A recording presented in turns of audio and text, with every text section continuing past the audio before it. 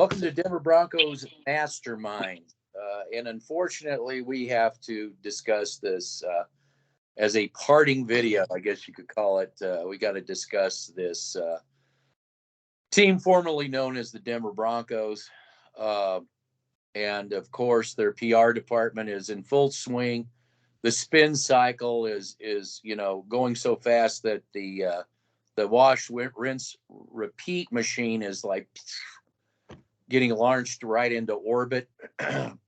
So let's back up a little bit here and kind of recap some things. Let's go before the draft. We have Sean Payton coming out saying that John Elway is still going to be in the office, and in my opinion, it's worse than even paying him under the table, because the way I'm getting it from Sean Payton is this is John Elway's personal hobby, screwing the Denver Broncos up now, because the ownership doesn't have two licks of sense.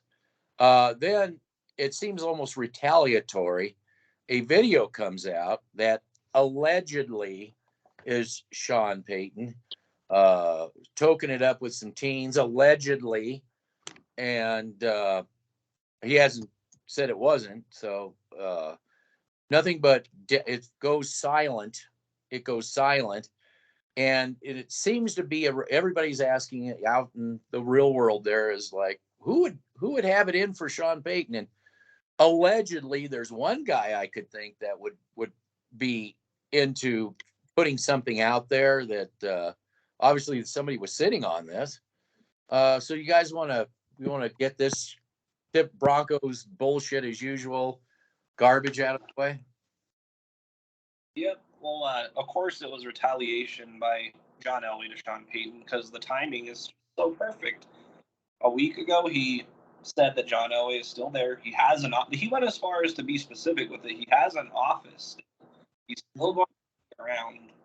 And coincidentally, on the morning of the draft, coincidentally, not even a week after he said this video of him smoking marijuana gets leaked. It didn't quite have the damaging impact that John Elway thought it would have, but it was definitely allegedly. Yep. So it didn't have the effect that he thought it was, but he was there trying. Obviously, like, the person who was recording him had the camera in an angle that was obviously secret. He didn't know he was being recorded. They were obviously secretly recording him, and that's what happened. And it's the timing gives it away. The timing gives it away. He said something he shouldn't have said. The look was all over George Payton's face on the press conference after he said it. He looked like a deer in headlights. He couldn't say anything or do anything because they were in front of the public. But I guarantee you, once they went in the back after the press conference, John Elway was right there waiting for him.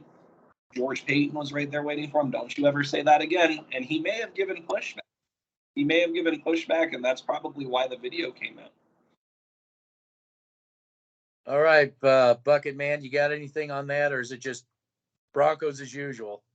Well, it's just Broncos as usual, and that's why this is the last video I'm going to do covering the Denver Broncos. I did one, and it got removed from them too, because I was basically speaking the truth like usual, and Dove Valley had to take it down because I put the fear in God in the Valley. That's what I do, and that's what we do over here at Mile High Masterminds with the Bubble Man and yours truly, Chopped Liver. So, yeah, I'm not surprised by what I've seen so far by the Denver Broncos, because it's the typical Denver Broncos offseason. You got offseason warriors coming out like usual, saying that this team is going to go to the Super Bowl, and, they go hide under their rock, and then they have to reinvent their channel and say, we never said that, we never said that, we never said that. So what you saw with Sean Payton saying that Elway still has an office in Dove Valley and that I paid him to be here really does not surprise me whatsoever.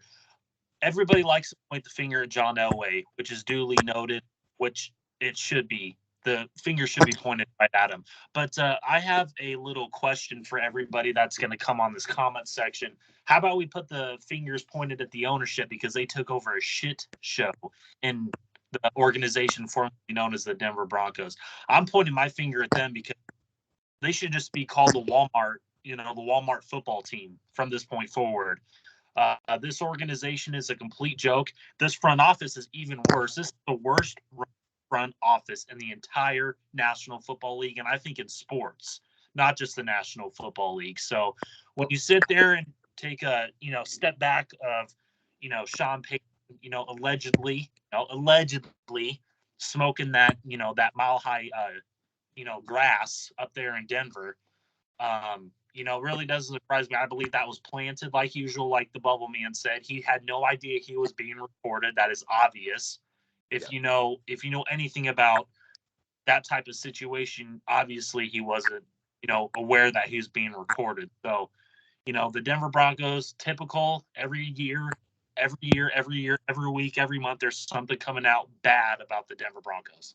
That's why I'm done covering them. Yeah, I think that, excuse me. I think that that's the kind of the takeaway here is that I just, I'm sick of having to be negative. There's a thing about wanting to be negative and having to be negative. And it's just, this is the breaking point. It's not going to change until it changes. So I think what we got going moving forward is much more exciting. We won't have to be angry and pissed off. And I'm just so sick and tired of being pissed off and angry, and being lied to more than not, just, and that segues me into, let's jump after the draft just quickly, because the meat of it is going to be talking about the draft. But so the draft is over with. And then, like I said, the PR machine comes out, because that's what they can't help themselves. I want to say this right off the bat. When they come out and say that this was a Sean Payton run draft for sure, that tells me we were over the target, and it's the opposite, because they have to actually come out and say this. Nobody else has to say that, because nobody else has somebody lurking around. And then the head coach says, well, that person lurking around is still there's only one organization that does that. And that's why we're going to move on from this, because this is, this is just ridiculous. So what about the commentary coming after the draft and all the spin, what I call the spin cycle? Well, can you guys got to take on the handle on the spin cycle? Go ahead, Bubble Man. So you have people after the draft calling. So you have Mile High Huddle calling Marvin Mims a near perfect trade. Not even close. Wide receiver is the last position. Well, we need wide receivers because your wide receivers that you've been drafting and been obsessed with suck. But what has the problem been since 2014 and 2014? The offensive line. Peyton Manning was injured in 2015. Trevor Siemian was injured in 2017. Brock Osweiler was injured in 2017. You have Joe Flacco getting injured. He didn't play a full season. Drew Lock got murdered by the Steelers. I think he separated his shoulder or something. Bridge carried off the field in a stretcher because he got absolutely murdered. He's having to run for his life. Teddy Bridgewater is amazing because Teddy Bridgewater is known for getting rid of the ball very quickly, throwing his checkdowns. And even he couldn't get rid of the ball fast enough before he got killed. He's having to be a quarterback he's not, which is a mobile quarterback running for his life, because if he doesn't, he's going to get killed in the pocket and he's going to get hit. See, the problem when they call him check down Teddy Bridgewater is that's the only thing he has time to let develop is the check down. By the time he gets rid of the ball, he already has defenders on his neck. And he didn't play a full season. Russell Wilson didn't play a full season. So the only one I think played a full season was Case Keenum. And he was injured throughout that season too. He just played. So can anyone name a time and a place where Denver Broncos had a quarterback start a full season without getting injured? Even in 2014, the game that the Rams killed the Broncos in, Peyton Manning got injured. He injured his quad, which is why when they went to the playoffs that year, they got embarrassed by the Colts. So can anyone here tell me why we refuse to address the offensive line in the draft? And we address corners, we address receivers, we address edge rushers that are inside linebackers. So they know that the inside linebackers are a weakness, so they draft there to say that they're doing it, but in reality, it's just going to be another edge piece. It's just another edge draft. So it was corners, edges, safety, who is going to be better than Justin Simmons. The two starting safeties in reality should be Justin Simmons. They should be Caden Stearns.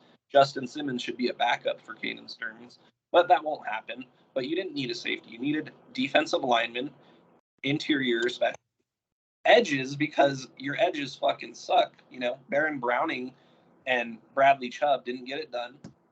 And Baron Browning should be your starting inside linebacker. Kenny Young should have been your starting inside linebacker. But we have Alex Singleton and Josie Jewell, and you have Broncos Avenue saying that they're the best inside linebacking unit in the NFL because they tackle people. I hope you can tackle as a linebacker. I hope you can tackle it on defense. I think what's left out is why are they tackling, doing so many tackles, and how many of those tackles are 5 yards or more down the field because they're getting torched on the regular with quarterbacks. But I want to go back to the offensive line. The counter argument from the front office and their PR machine is they spent all this money on the offensive line, but we heard this before when we got Juwan James. And if I want to mirror the analogy using their logic, you spend a lot of money on receivers. You spend a lot of money on receivers, Dove Valley. And look, you had a guy come in and look at the film and saw what we saw, and then he wants to get rid of these receivers. You spent all that money addressing, and yet you still have to go out and get receivers in this draft. You bring in you spent money on a guy that doesn't fit the system because that's what you do as a front office. And you're hoping that Strife or Streif will be able to transition him into a completely different system than he was accustomed in San Francisco, because there's supposed to be a power gap, but I'm wondering if he's going to be allowed to do that, or if they're going to make him do mishmash, West Coast 1 week and then power gap another, this typical Denver Bronco nonsense. Your center that you addressed with a pick that, quite frankly, if you wanted a center, you could actually got centers that were worthy. You bypassed that. You now have 4 backup centers, and that includes Cushenberry.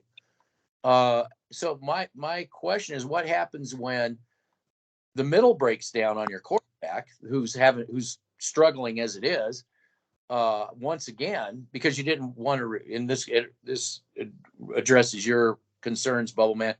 What are you going to do when that the middle of that line just collapses, as it will? It's the weakest link. Oh, plus your tackles are a weak link too, because one, the guy doesn't fit. You spend too much money. The other tackle's coming off a major injury, and if the referees are feeling generous, yeah, he's okay, he's serviceable. But if they're actually going to call the holding and the clotheslining and everything else the guy does, that's another part of your weak system. So again, yeah, you can sit here and pound your chest during the off season like you always do, but you haven't addressed anything. So that's my take on the offensive line. Anything, Bucket Man? Well, I want to address the point about the receiver Marvin Mims. And I just want Okay, so are we going to go right into the draft? No. I want to address what Bubble Man was saying, then the offensive line, because I have a lot to say about these two subjects that you guys brought up.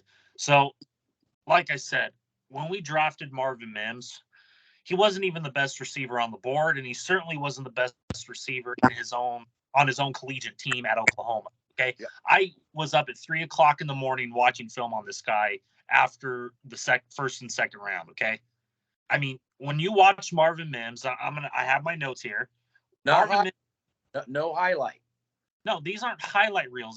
This is the all 22 film. Okay, there's a difference between watching highlight reels and the all 22 film. Like, scouts, coaches, myself, Chopped Liver, and Bubble Man, we don't use highlight reels to further our argument. Okay, we watch the all 22 for a deep, constructive analysis. That's how we do things here. Moving forward, Marvin Mims doesn't know how to use his speed, and to tell me that he's an Emmanuel Sanders was an elite route runner. And by the way, that's why him and Cortland Sutton got into it at training camp, because Sanders was on Sutton's ass about his route running ability. And now look, ever since Emmanuel Sanders has been gone, look at the route running ability from all of our receivers, and especially Cortland Sutton. It's atrocious. Marvin Mims shouldn't have been drafted. You shouldn't have traded up in the second round, at the end of the second round. And it's funny because we traded with the Chiefs, and they were just fleeing left and right. Same with the Seahawks. Marvin Mims is a guy that doesn't know how to use his speed. He doesn't know how to separate on a consistent basis. He doesn't know how to we heard this before with the Broncos. Is this par for the course? Yeah, par for the course, he can't run block to save his life. He can't run block. And I am in the same boat as Chop's liver here. You basically traded up at the end of the second round to get a punt returner and a kick returner. That's basically what you did. So now I'm going to segue into the offensive line. Bubbleman brings up a great point about all those quarterbacks being killed. I'm going to go and bring up something else. What are the teams doing that are going to the Super Bowl? How are they winning those games? Offense and defensive line play. Look at the Eagles. I mean, my God, they are the standard of front office and scouting. When they are going out and getting my top prospect and a plethora of other people's top prospect, Jalen Carter, defensive tackle out of the University of Georgia, pairing him next to Jordan Davis, who I wanted last year, pairing him with Fletcher Cox, who's going to be a mentor for those two guys. And then you talk about the offensive line. They drafted an offensive lineman in the second round out of the University of Alabama. He will be the replacement for Lane Johnson. I guarantee you. He will be the replacement. He's going to develop because they are into player development on their offense and defensive line. The Broncos are not in the world of player development. They can say that we paid $200 million to the offensive line. You paid basically half of that to one player, and that's Mike McGlinchey, who's starting to have knee problems, who doesn't fit the system. He's a West Coast zone run, agile, run blocking, right tackle, because that's where his skill set fits best. That's why he was with San Francisco for this many years. And I didn't see the San Francisco 49ers basically worried about losing him at all. They're not worried about losing Mike McGlinchey. They didn't even try to re-sign him. That's how bad it was. So to sit here and say that our offensive line is fixed because of two people that we brought in is a complete farce and a complete bullshit narrative that needs to stop. That is the reality of the situation. This offensive line is not fixed. And there's a guy that I wanted who's still out there, and I'm going to pound the table for him. And Chopped Liver and the Bubble Man, this is for you guys. I want Jordan Rhodes from Arkansas State. Nobody brought him up. I have his high school coach coming on my channel saying that he coached this guy in high school, and I'm trying to get an interview with him. And Chopped Liver and Bubble Man, if you want to join in on it, more than welcome to. But Jordan Rhodes is still an undrafted free agent out of the University of Arkansas State. That's absolutely amazing.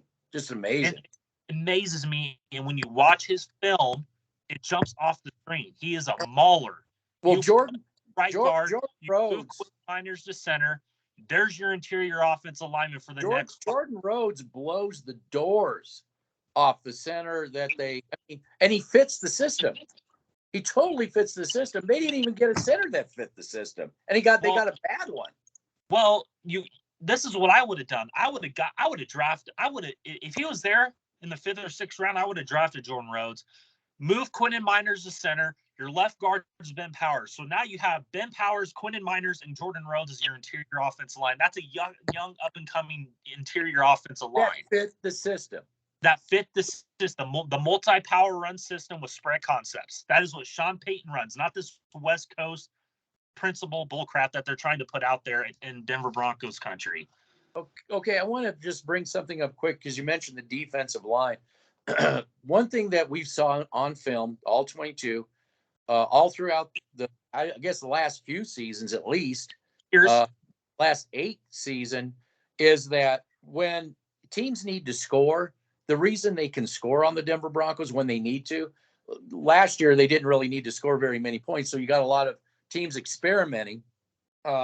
So what they would do is that if it came to a passing play, they would simply, because there was never any push, hasn't been push up the middle since Malik Jackson and Derek Wolfe. So what you would see on film when they would come back and win the game on this defense is that they would step up into the pocket each and every time.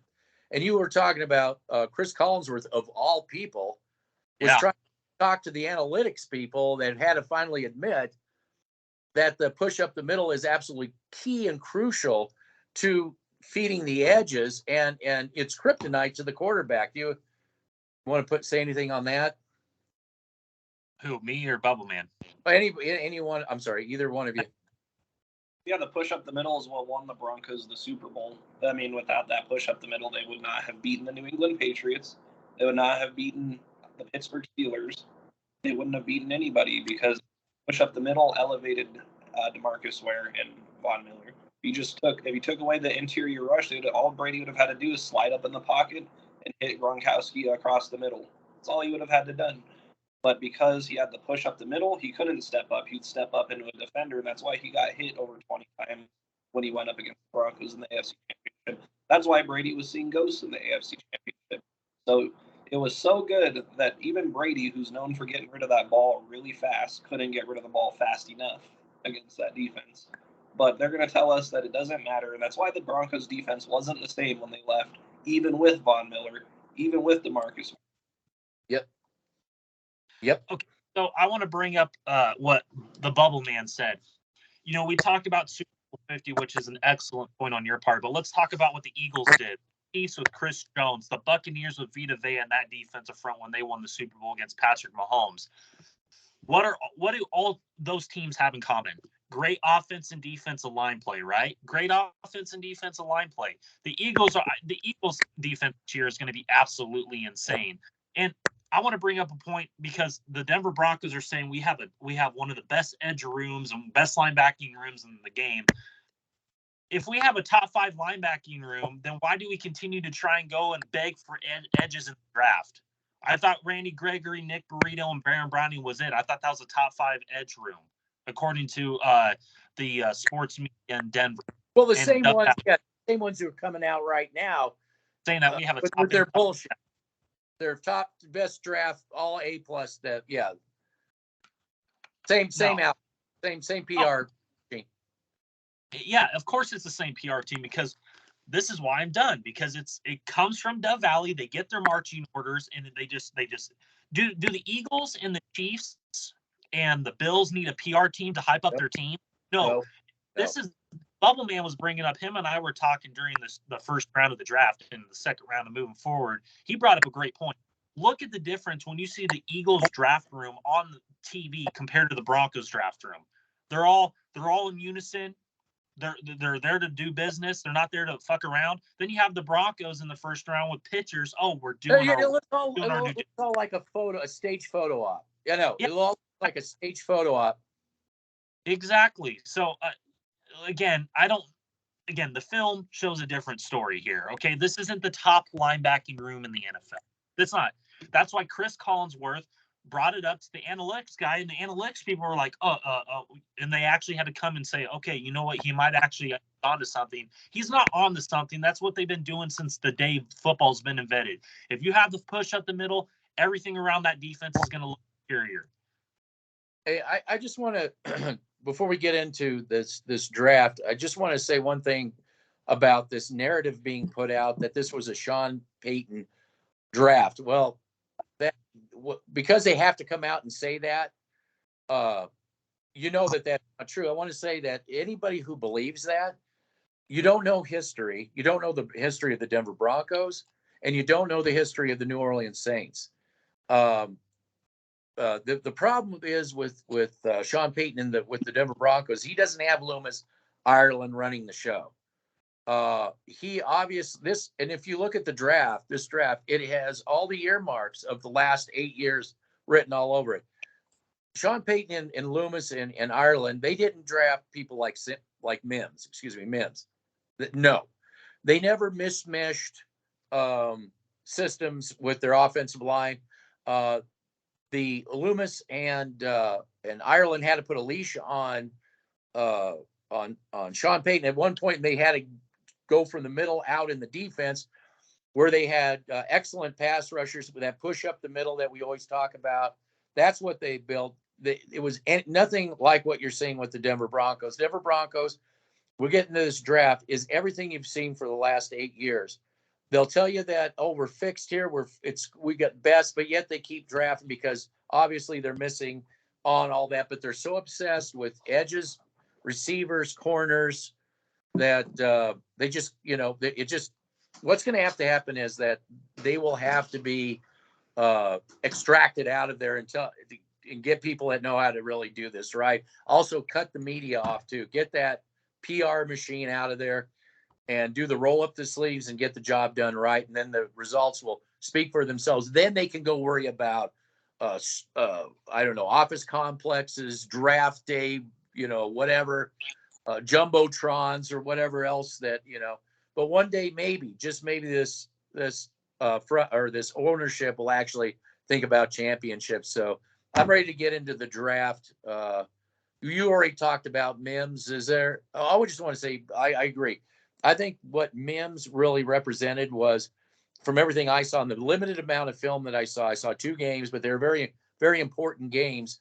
A receiver with very limited. His play was very limited. They didn't really target him at all. But what I saw was this guy that could be a punt returner or a kickoff return, and that's, in my opinion, that's what I think the front office. I got to put on my front office cap, front office think, what I've seen for the last 8 years. And to me, this looks like they want a return, some sort of a return guy. I agree with that 100%. Bubble Man. Yeah, so I think that the Marvin Mims pick is just a punt returner, and I don't even agree with picking a wide receiver. Period. I don't care if they pick the best one on the board. I don't care if they pick the worst one on the board. They shouldn't have picked a wide receiver. So you look at the picks, it's wide receiver, edge, which is an inside linebacker disguised. It's disguised as an inside linebacker, but it's edge. And then they picked a corner. By the way, whose biggest knock against him from the media is that is the color of his skin, not what he does on the field. But again, a pick you didn't need. A safety, a pick you didn't need. A center who doesn't fit the system, and that's it. That's what you got. Corner, edges, receivers, and players you didn't need. You could have picked. And then in some sort of a swap, a tight end that actually does fit what Sean Payton does in blocking, and it seems like that's really what Sean Payton's been relegated to. A few free agent picks, it seems like. Yeah, and I just want to say this: Bubbleman bringing up Riley Moss and the color of his skin. See, that's exactly why I'm getting away from this Bronco crowd, because they're the ones pushing that narrative that, oh, because he's white, he's not a good corner. That's exactly why I'm getting away from that crowd. Because do you really think scouts are looking at white players and saying, oh, because he's white, he's not a good player? But they actually use a thing called the all-22 film, and seeing what type of system they will fit in. They don't use the color of their skin.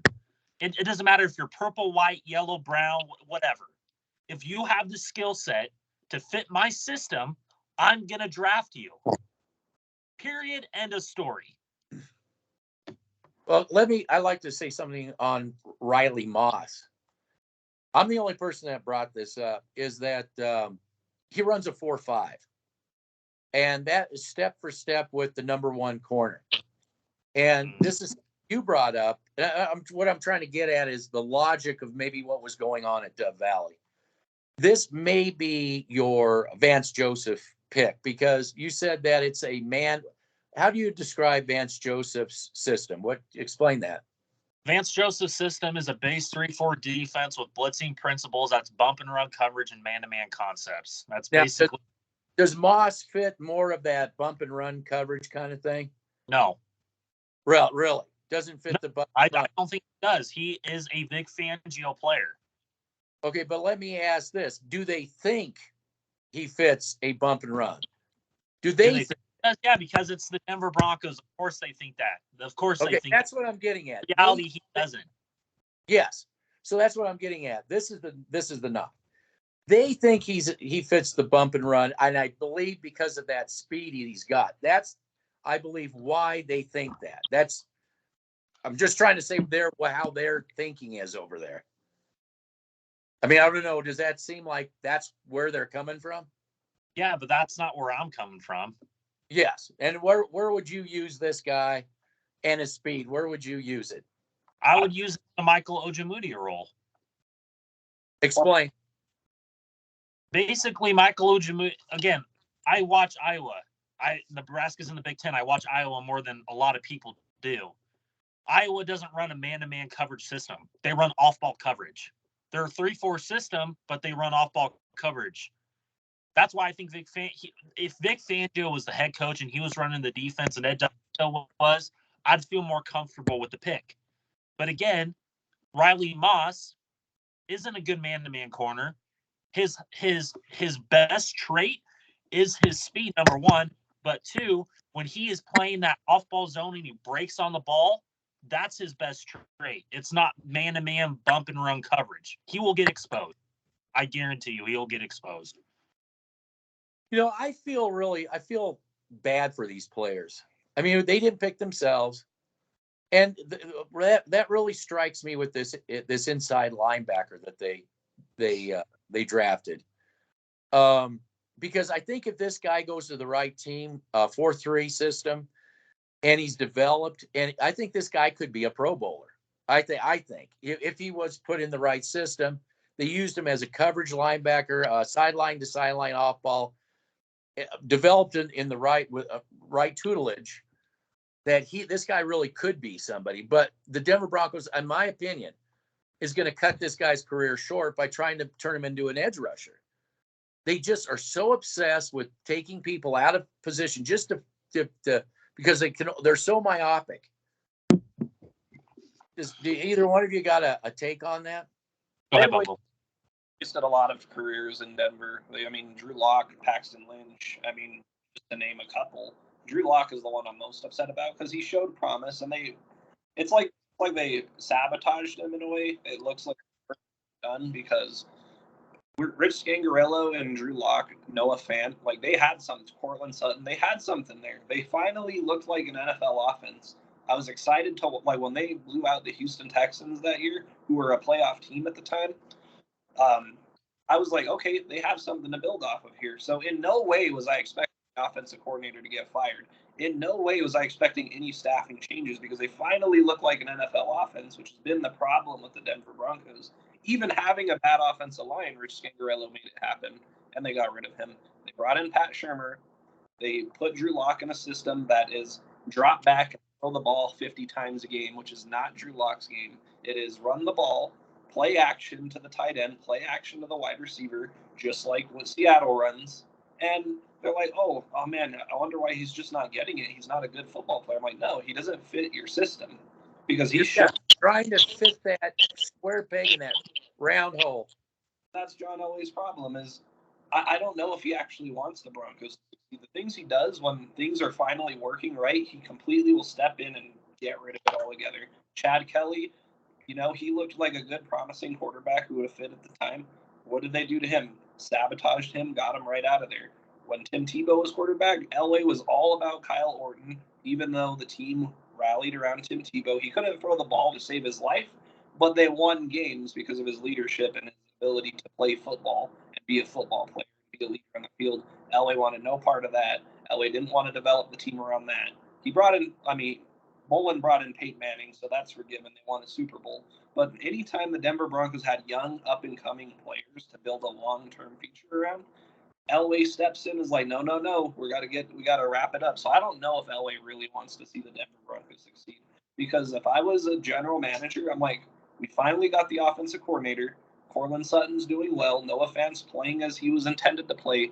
Now we can do an offensive line that fits around a Rich Scangarello offense. But let's get rid of Rich Scangarello, start a completely new system, put Drew Lock in a system that requires him to be a West Coast quarterback, which is not what he was. And we're going to be surprised when it doesn't work. Well, I think Drew Lock was more of a West Coast. I think what the Broncos were trying to do is, I think Elway saw Kansas City, and he wanted to go from West Coast to Kansas City style of football in the snap of a finger, without thinking, actually using some brains, and like you said, not realizing what he had, and this foundation that just happened to fall in his lap, more out of dumb luck, I think, than anything else, and and just pissing it all away because I want to be like Kansas City. I wish you saw the Philadelphia Eagles or the Kansas City Chiefs this year and wanted to be them and actually line, but when it comes to offensive line, LA wants nothing to do with it.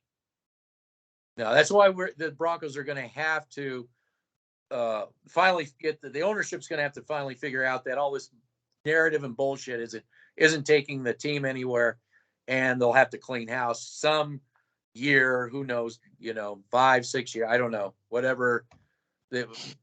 because there's a lot of fans right now that aren't buying it. Sure, I mean, you could the PR departments out there and everybody that clamors to that. I mean, they could have went and got drafted John Elway, and they'll say that was an A+ move. There would have been fans that said, yeah, that's what we should do. But I think that there's a lot of that fans have been so bullshitted so much that it's showing up in the stadium, to be quite honest with you. So if this thing goes down the tubes, I mean, I think still Sean Payton's got this mammoth hill to climb. I just don't. Again, I don't see how it can be supported. They need to stop buying the tickets. They not show up. They are. They're become more and more no-shows. But the tickets are sold, so they don't care. They need to get rid of the season tickets. The wait list needs to stop. They need to actually stop funding this team. They need to stop buying their merchandise, and they need to hit them where it hurts if they want to see this ownership at it. Because when yeah, it's empty, but those tickets are still sold out every year. Those tickets have a long waiting list of people trying to get a hold of them. People need to stop buying the tickets. People need to stop funding the organization. Because if the stadium is empty, but you're still sold out, it's not going to have an impact. Well, exactly. Well, now you got corporations buying those seats up and giving them out to however they deal them. Yeah. Yep. And nothing's going to change till they're hitting the pockets, the owner. And it's crazy because you're a CEO of Walmart. You run a multi-billion-dollar corporation, and you see that there's a toxic work environment here. And toxic management. Especially, man. And you see that problem and you refuse to act on it. So what's going on at Walmart then? What is their management like over there at Walmart? Because as a manager, as a CEO, you should be making that's not even a judgment call. You got to go. Everyone associated with you has to go. We're cleaning. Every time new management or ownership takes over any business, the first thing they do is clean house and bring their own. And they did not. No, it's really weird. It's strange. It's strange. I'm under the impression that they finally got Elway off the list, their staff list. And I do feel that because of that video, I do feel that allegedly that was a parting shot. A guy that's, this is my sandbox. How dare you? So we'll see. Like I said, we'll see how all this evolves over time. But I'm not going to waste my time with it. And I think we got some exciting things coming, doing player evaluations and whatnot. I'm just glad that I won't have to be, coming in upset, all the time. So why and it's sounding the same, doing the same thing over and over year after year. So I'm just glad to get rid of that. Well, I just want to address that whole ownership situation with Bubble Man. You bring up a great point with the whole management situation, but I don't think this ownership knows what the fuck they're doing. I don't think they know how to fire anybody because they're so inept. They're worried about pleasing the D-Max and the fan base more than they are trying to fix this franchise. That's what they're trying to do. They're trying to please the fans and please the D-Max of the world. Get shopping malls, host the 2023 draft, host a Super Bowl, buy a multi-billion-dollar jumbotron. Like that's what, and getting a new, training facility. That's what they're into. Okay. That's what they're into. They're not into the Eagles development. They're not into the Chiefs development. They're not into any of that. So I don't believe anything that comes, and I've been on it since day one. I don't believe anything that this ownership says. I don't believe anything that this organization says. And quite frankly, for my sanity, I am happy that I'm going to go do something with Shop Deliver and Bubble Man. You're more than welcome to come. That we're going to go do something that actually we're good at. And because they don't give a shit. They don't give a shit over there at Dove Valley. They could give less of a shit about building a team and about doing it right.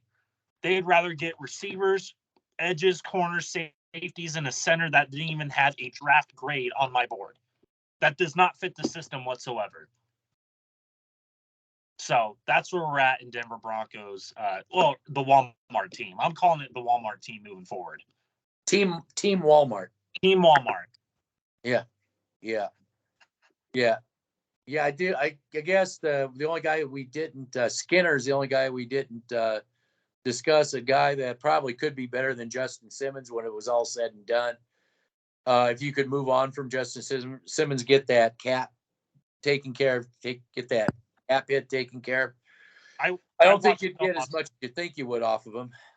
I watched film on Skinner, so if you want me to, elaborate on Skinner, I'm more than welcome to. Or yeah, well, I wanted you to. Is he better than Justin Simmons? Is he better than Justin Simmons? Anybody's better than Justin Simmons. Yeah, Justin Simmons isn't even the best safety right now. I think Caden Stearns is what Justin Simmons should be. Did anybody miss Justin Simmons when Caden Stearns was playing? Did anybody really miss him? The back end looked better than it did when he was in there. It looked noticeably better. I know. Caden Stearns made plays while he was there for that short time. Every time I've seen Caden Stearns on the field, he's always made a play. When he played against the Cowboys that other year, where he actually jumped a route and the quarterback didn't just throw the ball at him, against the Colts, actually jumped a route and didn't just get the ball thrown right at him, he's actually a dangerous safety. And Caden Stearns should be the starters next year, not Justin Simmons. Justin Simmons. Right, you did film on Skinner, so let her rip. Well, JL Skinner to me is a one-dimensional player. His best trait is his hitting ability. To me, a lot of people say he's a great coverage player. I disagree with that. He's an inconsistent player that needs development in that phase of his game. He is better when he is basically he will be better in a nickel. If they're going to use him, they need to use him as a nickel dime backer. That's what they need to use him as. Don't use him as a too high safety with Simmons, because he will get exposed like anybody else next to Justin Simmons, because they're going to blame the other player instead of Simmons. But he will get exposed, and he needs a lot of development. And I don't think the Denver Broncos are the team that's going to do that for him. I just don't. Because every time, like the Bubble Man said, every time it's a young up-and-coming player and they develop them, they run him out of town or they sabotage him. They will Chip Kelly them, or Chad Kelly, or whatever the hell his name is. They will Chad Kelly him, or Phil Valenti him. Yeah, not Chip Kelly. Chad Kelly. Yes, they will Chad Kelly him like they Chad Kelly Sean Payton allegedly. You could have used, if you were gonna. I cannot believe Jordan Rhodes is still out there. I mean, this isn't just to the Denver Broncos. This is to any other 31 other teams. You need to get Jordan Rhodes. Somebody will. Difference maker on that interior. I'm confident somebody will. And there's plenty of unsigned draft guys that go on to have great careers. So I wouldn't be too worried about that guy. Well, hopefully he will not go to the Denver Broncos, because please. Yes, it'll just be a waste. It'll just be a waste. So knowing them, they'd probably move him to tackle. Yeah, no, whatever. They would just get rid of him. So there's Lindsay. Yes. Now and then they're begging to get him back. So it shows you the mentality there. Let me ask you guys a question. You guys remember a guy named Natane Moody, who I like, from Fresno State? Yeah. Could you imagine? Like, I get it. You put Quentin Miners and you have Natane Moody as your right guard. Well, what system did Moody fit the best? The power gap. He was a power gap. Yeah. I don't think most of these Bronco fans even understand what an offensive line really is. I don't think they really understand what a player is. They just watch the highlight reels and they say, "Oh, he's a great player, A+ move," but they don't go in depth and detailed when they watch they don't. Well, you have to understand, offensive systems from the offensive line point of view. Power gap. They don't understand technique. Yeah, why you pair certain players, why you get certain players, why the successful teams do that. I mean, we've seen Kansas City. We even left out of this conversation. I think you're absolutely right. Drew Sanders. I love Drew Sanders. He was one of my. I did film review on him, but again, he's not going to fit the system, and that's going to hamper his development. And I guarantee you, because I said this to Bubble Man and you, Chopped Liver. He played edge at Alabama, and he transferred to Arkansas State. He did not do good at edge at Alabama, and I guarantee you that front office said, "Oh, we can put him on the edge," and they said it in the post-draft press conference after day 2. Did me and you call that before they actually said that? We all did. We all called it. Yeah, before they actually came out, because we know how they think over there.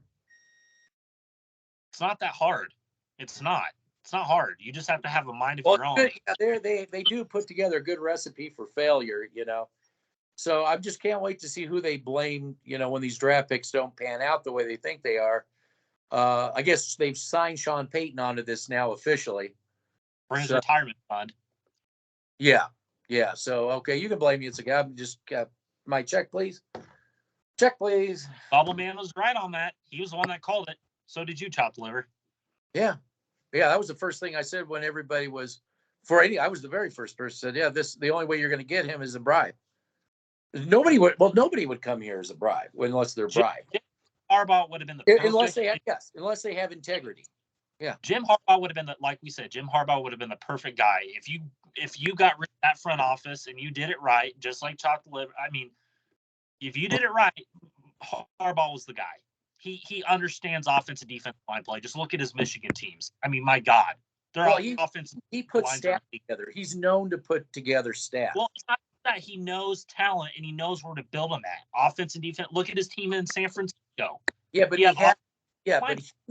but he has to have the backing to do it. Just like what we talked about with Sean Payton over at the Saints with Loomis in Ireland. You do not have that with the Denver Broncos. You don't have Adam Peters. You don't have an Adam. You don't have Howie Roseman. You don't have any of that. No. What you have here is a PR machine fronting for bad management. That's what you have here, and it's not going to change until that ownership finally gets enough and had enough and said, okay, the bullshitting is finally over. We're clearing it out, and then we'll see. I don't know. We'll see. Another team that I just want to bring them up because if we have any other fans that come on this thing, Steelers had a hell of a draft. They had one hell of a draft. Well, Steelers don't get away from their identity. Well, no, yeah, they got Keanu Benton from Wisconsin, who I did a film breakdown on. They got him in the 3rd round.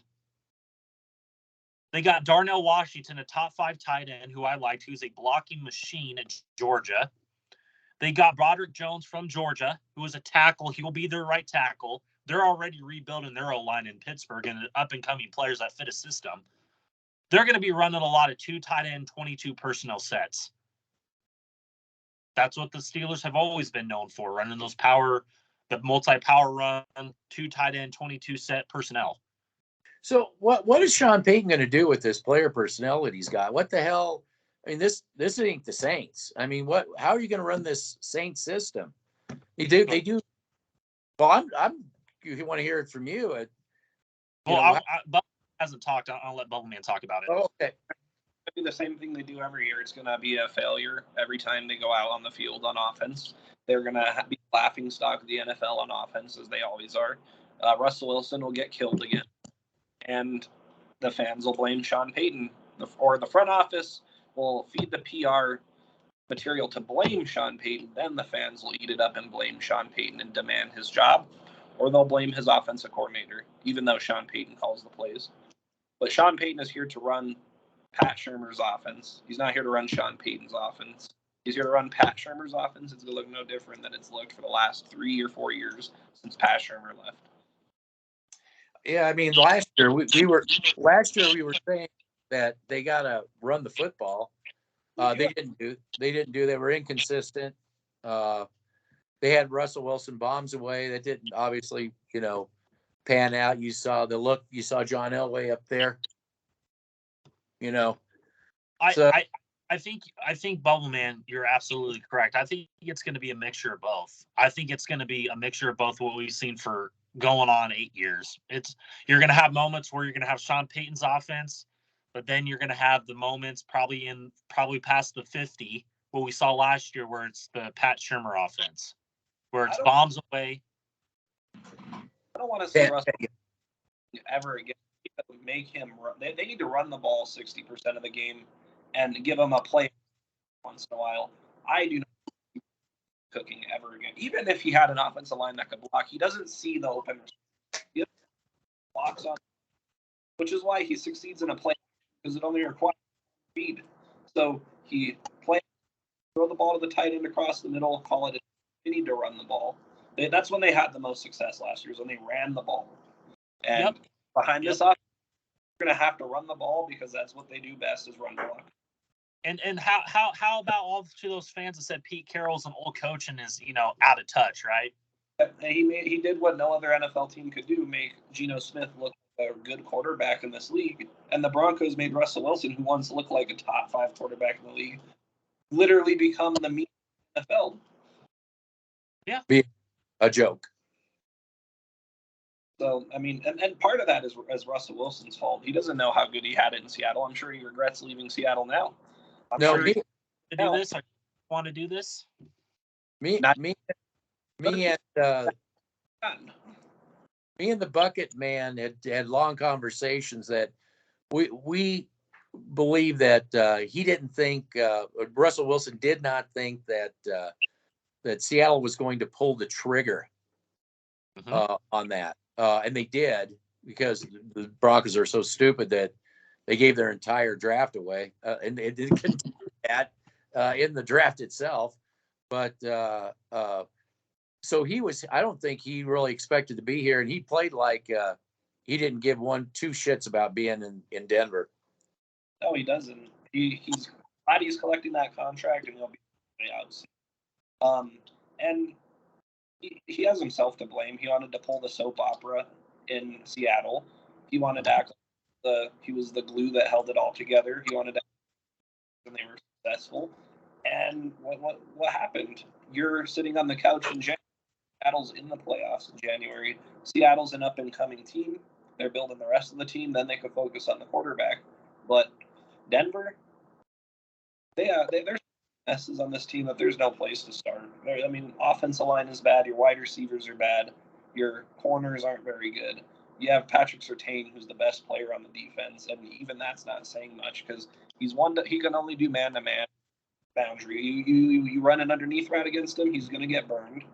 And you saw him get burned by Devontae Adams in the second game against the Raiders. Him and Justin got torched in overtime for a walk-off touchdown. And they blame Surtain, but where was Justin Simmons helping over the top? Oh, he was on the other side of the field.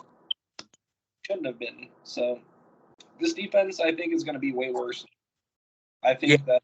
Yes. Yeah, I predicted that Vance Joseph is going to be, and maybe the offensive coordinator now too, but Vance Joseph is going to be probably the most flammable coach by the end of next season. How has Seattle, Bob, when you bring up a great point, how has Seattle been able to rebuild? Because we've helped them, because we were that desperate and we're that stupid as an organization. We gave them all by the way, they got one of our third round picks next year because we had to trade up and get Riley Moss. I mean, it's just, again, incompetent, and we give them everything, all the draft capital, all the cap room that they want. And I mean, the Denver Broncos helped Seattle get to where they are at now because we're that incompetent as an organization. Yeah, I'm almost thinking that they're the Denver Seattle Seahawks, in disguise. A job at building their team as they did the Seattle Seahawks and building the Kansas City Chiefs, they'd be a flagship station again. But they're a charity to the Seattle Seahawks. They've traded Von Miller away for all these draft picks that they just gave to Seattle. Russell Wilson. They're still clinging on to it. Denver won the trade. Still, Denver won the trade. Last year. Whoever's saying that is definitely living in their own bubble. I think everybody around the NFL and in tennis and hockey, I don't know, no matter what sport, soccer over in Europe, I think everybody knows something different. So, well, is there anything else on this? I hope we're not coming in too choppy. I just hope we're all not chopping out. But that's Skype at its finest. Yeah. The same thing every year. Ignore the offensive line draft. You don't need. Really, the order of this draft was receiver, edge, corner. Receiver, edge, corner. I wonder who was saying that that's how it was going to go. I don't know. Well, hey, I just before people come on here and Drew Sanders is going to be an inside linebacker in a 3-4 defense. No. First off, he was a 4-3 off-ball linebacker at Arkansas. Go look at the film. I'm going to put the film because I know you're going to have the people come on here and say that crap. Well, they're going to believe that he's an edge rusher is what it's going to be. We're going to Baron Browning pass. Could you imagine if you have Baron Browning and Kenny Young, you drafted Drew Sanders to take Kenny Young, and there you need Baron Browning and Kenny Young in the middle of your. Well, could you imagine if he had a 4-3 defense in Denver? I prefer. Yeah, that's what Sean Payton ran in New Orleans was a 4-3 system. Yeah, this is not the Saints. Just a disclaimer. Ran to Carolina. He didn't want to stay here. He ran to Carolina. And when they showed the draft room, he looked more happy in Carolina than he did in Denver. Well, he wasn't in the draft room. He wasn't in the draft room, I don't think, with Denver. At least they didn't show a picture of him in these staged PR draft room photos. What was that, Bubble Man? Did he leave for a head coaching job, or what did he leave for? What did he left for the same he was doing in Denver behind that top tier? Apparently. Yeah, he didn't leave for a head coach job. Yep. Wait till next year. That run defense. Did Vance Joseph have better or worse player personnel in 2017 than he does in 2023? He's screwed. He's screwed. They're going to be 5 yards a carry against the Broncos if people actually want to run the ball against them. Bubble. Yeah, even discussed how to attack that too. Well, if we all remember when Vance Joseph was the inserted, head coach for the Broncos, but we all know who was running it. His defenses have been well known to be poor tackling units and poor run defense units. It's even in Arizona, he had trouble stopping the run, and they were poor tackling units. I brought that up in my defensive scheme film when we hired Vance Joseph. I showed the film on it, and it was glaringly obvious that his teams are not well-known tacklers, and they're not well-known against stopping the run at a great high level. That's why I just want to get out of this. That's why I'm out of it. That's why I'm out of it. I mean, we tried to be a voice of reason, but you can't be a voice of reason in an insane asylum. So they'll just have to learn the hard way like they always do. In 2021, did you guys play the Browns and the Browns just ran the ball all over them at will? It's going to be like that every week. If teams actually want to not experiment, if Denver can score more than 14 points a game next year, that's what's going to happen to the Denver Broncos. They're going to be gashed wide open every play. You won't even have to throw the ball against them because their run defense is going to be garbage. The interior defensive line in 2017 was way better. Inside linebackers were way better. You had the dogs left over from 2015 still, and they still couldn't stop the run. They still couldn't tackle. You think that this defensive line and this interior linebacker is going to get better than what? Well, and not only that, Josie Jewell and Singleton, they're going to rack up the tackles, all right, but they're going to be, as usual, downfield. Yeah, stats without context. And Bubbleman, you bring up a great point about the Browns game. Chopped liver. You remember when we were doing this, and I went back and that was one of the videos I listened to. I called it. I said who was the quarterback for the Browns that year? That it was Case Keenum. It was Case Keenum. He was dicing and slicing. They were running, and he was dicing and slicing. Either way, yep. They were doing it. Stick it to Elway. He wanted to stick it to Elway, just like Philip Lindsay wanted to stick it to Elway, just like any other player that has had bad situations with John Elway wants to stick it to Elway. Well, I think Draymond Jones was absolutely correct when he said this organization does not give a shit about winning. They don't. Hackett even said that he lost the political war in Denver. Who do you think that was by? Tap, tap. The tap dance. Tap. Elway. Tap. Well, they already signed Hackett up, and they couldn't get Aaron Rodgers, so that shows you how dysfunctional. I mean, if you're going to get Aaron Rodgers, just wait on the Hackett. It just and they even give up the capital to get him, like we did Russell Wilson. Yeah, it's just quarterback too. For the better quarterback, they gave up less. Yeah, exactly. That fits his system. Nathaniel Hackett got punked into taking that job because John Elway's like, we have all these draft picks. We're going to rebuild this offensive line. We're going to rebuild this team. And then they traded for. You saw the look on Nathaniel Hackett's face after the Russell Wilson trade, and he was probably like, "Oh shit." He's like, "Fucked next year." Yeah, I'll be honest. I'll be honest with you. I don't think Hackett looked like a guy that didn't want to be here either. He was probably happy when he got fired. He was all, "Thank God I could stop you." Who did George Payton want? He wanted Dan Quinn. We all know that. Fans deny that. They're still denying that to this day, even though I don't want, but I have. They can. Well, they spent the whole day talking about Dan Quinn was the next head coach. They literally people denying it. Yep, and the fact that there was a head coach committee that John Elway was involved with, even though he wasn't involved, that's public knowledge too. There's still like bad fanatics. Well, Elway's not involved. I'm like, yes, he is. Is he the rapper for the Broncos? Yeah, he is. He's like, oh God. I was like, how many times do you guys get to watch this play out every single year? This is the 8th year in a row before you guys get your heads out of your asses and actually realize that you got to build the team the right way. I just can't deal with this anymore. So I'm happy to move on and talk about players that make a difference, going to teams that covet that. And I'll bring up the Broncos as a point of what not to do if I even talk about them. And it's going to be fun. I think that it's going to be, for me, it's going to be beyond the analytics. For the bucket man, it's going to be the scouting guy. So, Bubble Man, you're welcome to join us.